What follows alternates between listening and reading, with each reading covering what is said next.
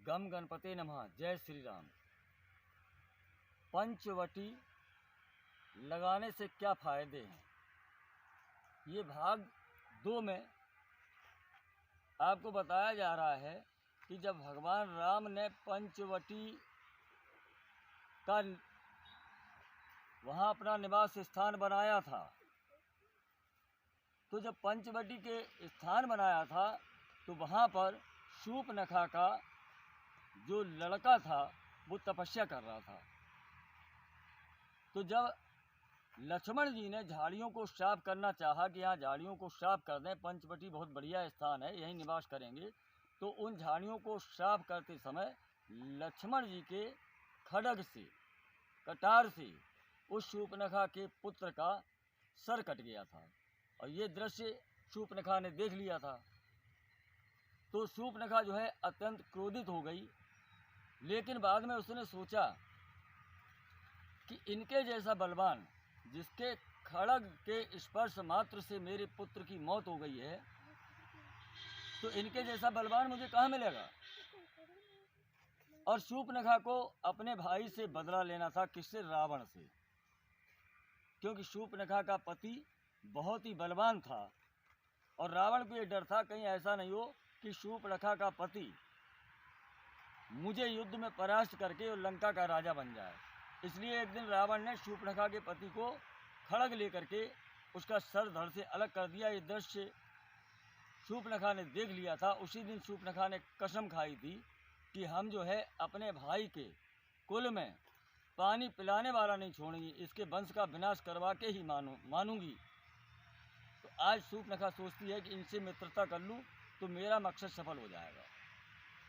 तो शूर्पणखा सुंदर वेश बना करके राम लक्ष्मण सीता के पास आई। तब वो राम से कहती है कि तुमशम पुरुष न मोशम नारी।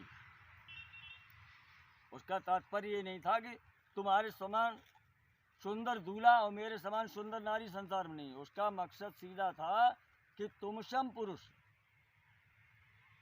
रावण से बदला लेने वाला तुम्हारे समान पुरुष और रावण से बदला लेने वाली मेरे समान नारी, इस संसार में ये संयोग दूसरा नहीं बन सकता है।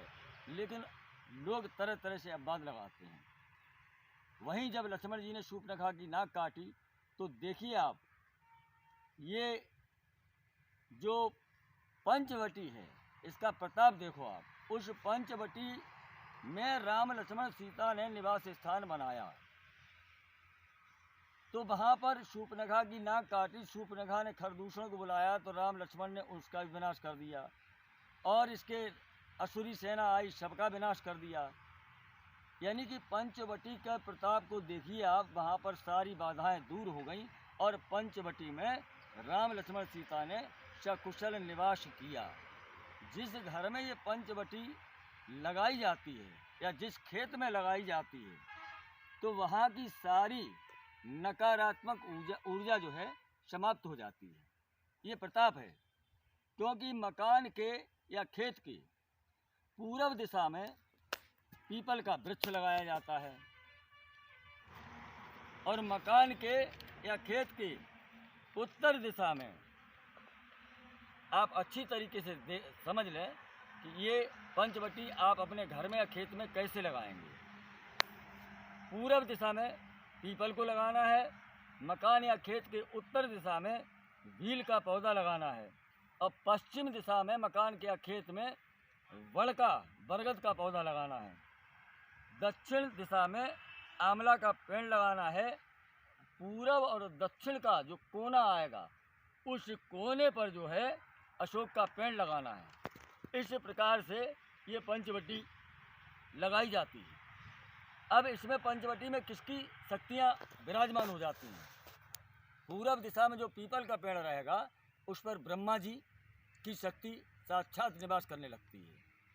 उत्तर दिशा में जो आप पौधा लगाएंगे भील का, उस पर साक्षात शिव जी का वास होता है, शिव की शक्ति वहाँ पर विराजमान हो जाती है।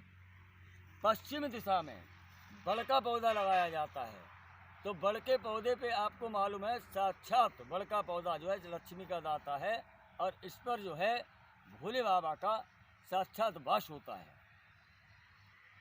अब आता है अशोक। अशोक का वृक्ष जो है, अशोक का मतलब होता है जहाँ पर शोक नहीं हो। अशोक का वृक्ष जहाँ पर होता है वहाँ हनुमान जी का वास अशोक के वृक्ष में होता है, माँ जगतजननी सीता का वास होता है। तो इन पांचों वृक्षों में ब्रह्मा, विष्णु, महेश और हनुमान, इन शक्तियों का वास पंचवटी में तत्काल हो जाता है। इसलिए अपने घर में या खेत में पंचवटी लगाएं और नकारात्मक ऊर्जा को भगाएं। जैसे ही ये पंचवटी के पौधे आपके घर में लगते हैं और बताई गई जगह पर लगाए जाते हैं तो आपके घर की सारी नकारात्मक ऊर्जा उड़न-छू हो जाती है, भाग जाती है। आपके घर में भूत, प्रेत, बाधा, रोग, धन में लगा रोड़ा, ये सब समस्याएं दूर हो जाती हैं। इसलिए प्रत्येक मनुष्य को अपने घर में या अपने खेत में पंचवटी अवश्य लगाना चाहिए। जय श्री राम, जय हनुमान, संकट मोचन कृपा निधान।